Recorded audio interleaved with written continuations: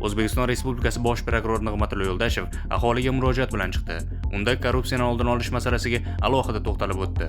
Bundan buyon prokuratura organlarining eng yuqori tizimidan quyi bo'g'inigacha umuman barcha kuch vositalarimiz korrupsiyaga qarshi kurashishga to'liq safarbar qilinadi.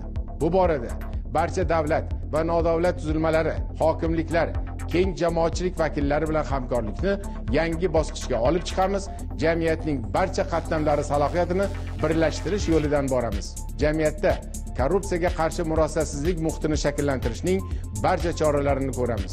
Korrupsiyaga imkon berayotgan omillarni, tub sabablarni aniqlash uchun eng chekka hududlargacha boramiz, har bir sohaga chuqur kiramiz.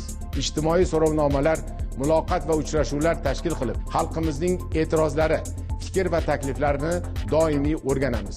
Shu orqali soha va hududlardagi korrupsiyaviy tuynuklarni aniqlab, ularni tag tomir bilan yo'q qilish bo'yicha manzilli choralar ko'ramiz.